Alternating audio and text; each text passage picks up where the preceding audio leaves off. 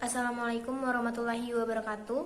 Kami dari kelompok 1 yang beranggotakan 4 orang membuat video ini untuk memenuhi tugas mata kuliah dari Ekonomi Pembangunan dengan tema Mampu Membahas Migrasi dan Pembangunan yang diampu oleh Ibu Hairina Tambunan MEI. Baiklah, perkenalkan nama saya Anggia Diteningsi, NIM 05011920094. Di sini saya sebagai pemateri pertama akan menjelaskan mengenai dilema dari migrasi dan urbanisasi dan juga masalah-masalah urbanisasi. Jadi salah satu dilema terbesar dari proses pembangunan yang terjadi dan paling rumit yaitu adanya gejala dan kondisi di mana perpindahan penduduk yang terjadi akibat secara besar-besaran dan jumlah yang tidak wajar di kawasan pedesaan menuju perkotaan, yang hal ini itu memang semakin banyak terjadi di Afrika, di Asia, dan juga di Amerika Latin yang belum pernah terjadi selama sejarah sebelumnya. Jadi dapat diperkirakan bahwa jumlah penduduk di dunia ini nanti pada tahun 2050 itu mencapai di angka 9 miliar lebih, dan pertumbuhan penduduk yang secara dramatis tersebut akan banyak terjadi di negara-negara yang masih berkembang. Tentunya hal tersebut menimbulkan permasalahan-permasalahan yang baru, di mana kondisi perpindahan penduduk yang terjadi secara jumlah yang tidak wajar itu dapat menimbulkan permasalahan baru di lingkungannya.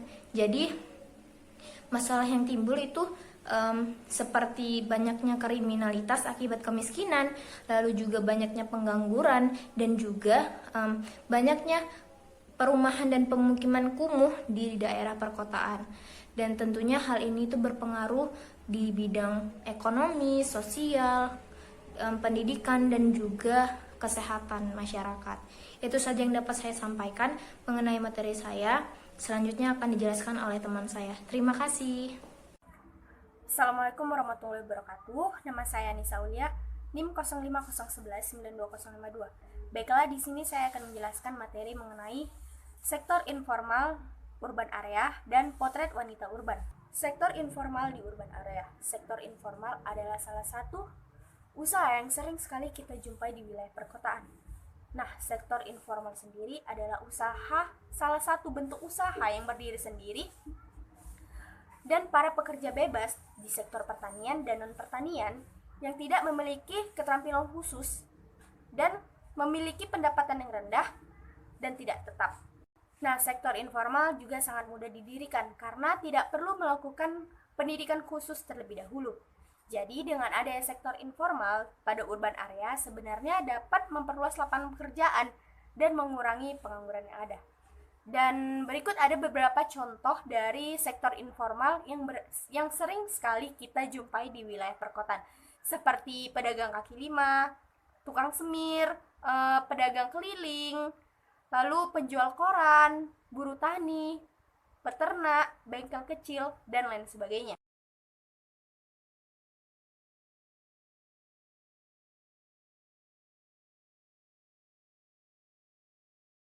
Nah, selanjutnya yaitu potret perempuan urban. Potret perempuan urban ialah perempuan yang hidup di wilayah perkotaan yang mampu menyeimbangkan gaya hidup dan keuangan mereka sehingga mereka memiliki kondisi finansial yang baik. Potret dari wanita urban sendiri biasanya adalah wanita yang bekerja keras, tangguh, sehingga mereka hampir setiap harinya menghabiskan waktu mereka di tempat kerja.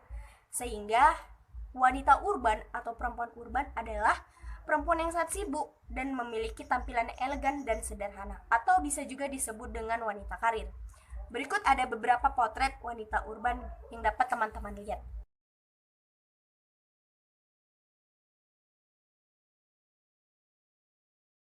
Demikianlah penjelasan dari saya mengenai sektor informal di urban area dan potret wanita urban. Kurang dan lebihnya saya mohon maaf. Selanjutnya saya kembalikan kepada pemateri berikutnya.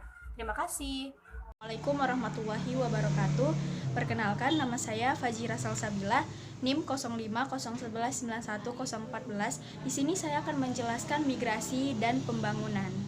Jadi, migrasi merupakan bagian dari mobilitas penduduk.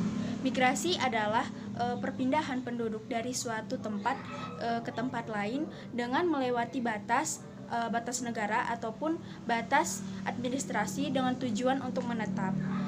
Sedangkan mobilitas penduduk adalah perpindahan dari suatu daerah ke daerah lain. Mobilitas penduduk terbagi menjadi dua jenis. Yang pertama, mobilitas penduduk non-permanen atau sementara, misalnya turisme nasional atau turisme internasional. Yang kedua, ada mobilitas penduduk permanen atau menetap yang disebut dengan migrasi. Migrasi terbagi menjadi 4 jenis. Yang pertama, migrasi internasional, yaitu perpindahan penduduk dari suatu negara ke negara lain. Yang kedua, ada imigrasi, yaitu masuknya penduduk dari negara lain dari suatu negara ke negara lain. Orang yang melakukan imigrasi disebut dengan imigran. Yang kedua, ada emigrasi, yaitu keluarnya penduduk dari suatu negara ke negara lain. Orang yang melakukan emigrasi disebut dengan emigran. Yang terakhir ada repatriasi atau remigrasi, yaitu kembalinya imigran ke tempat asalnya. Selanjutnya adalah macam-macam migrasi.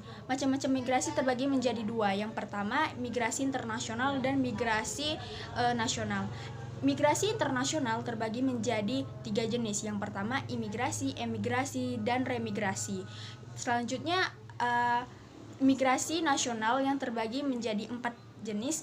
Yang pertama, urbanisasi, transmigrasi, ruralisasi, dan evaluasi. Selanjutnya ialah salah satu bagian dari pembangunan adalah perpindahan dari desa ke kota.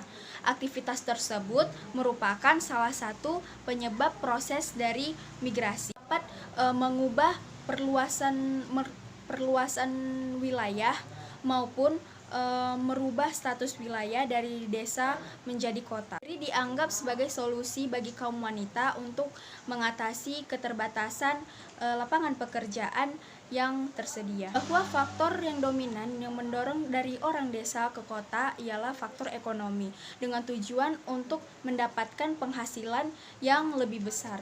Berkembang karena adanya ketimpangan daerah dan penduduk menunjukkan terjadi perbedaan pertumbuhan dan ketidakmerataan fasilitas pembangunan antara satu dengan yang lain. Menimbulkan adanya mobilitas tenaga kerja dari daerah yang mempunyai pembangunan kurang baik menuju daerah yang memiliki fasilitas pembangunan yang lebih baik. Sekian dari penjelasan saya. Terima kasih. Assalamualaikum warahmatullahi wabarakatuh. Assalamualaikum warahmatullahi wabarakatuh. Nama saya Wan Melia Gusdini, NIM 0501192140. Di sini saya akan menjelaskan materi saya yang F, yaitu teori rural urban migration atau migrasi desa kota, disebut juga dengan urbanisasi. Secara umum, urbanisasi biasanya didefinisikan sebagai perpindahan penduduk desa ke kota. Di dalam teori migrasi klasik, perpindahan ini disebabkan oleh 2 faktor utama, yaitu faktor pendorong atau push faktor dari daerah asal dan faktor penarik atau pull faktor dari daerah tujuan. Perpindahan ini dikarenakan nilai kefaedahan dari 2 wilayah yang berbeda. Urbanisasi merupakan konsep multidimensional atau yang dikemukakan oleh Pung Somle dan Ross pada tahun 1992 dalam Keban, bahwa urbanisasi harus dipahami dari beberapa pendekatan, yaitu pendekatan demografis, pendekatan ekonomi politik, modernisasi, dan legal administrasi. Pendekatan demografis diartikan sebagai peningkatan konsentrasi penduduk pada daerah perkotaan, sehingga proporsi penduduk perkotaan secara keseluruhan mengalami peningkatan. Dari sisi pendekatan ekonomi politik, urbanisasi dapat didefinisikan sebagai transformasi ekonomi dan sosial yang timbul sebagai akibat dari pengembangan dan ekspansi kapitalisme. Beberapa pendekatan seperti pendekatan ekologi, neoklasik, perilaku, struktural, dan demografis dapat membantu lebih mendalam memahami urbanisasi. Pendekatan ekologi memberikan tekanan pada hasil interaksi komponen ekologi seperti populasi, organisasi, lingkungan, dan teknologi. Mungkin sekian materi yang dapat saya sampaikan. Lebih dan kurangnya saya mohon maaf. Wabillahi taufiq wal hidayah. Wassalamualaikum warahmatullahi wabarakatuh.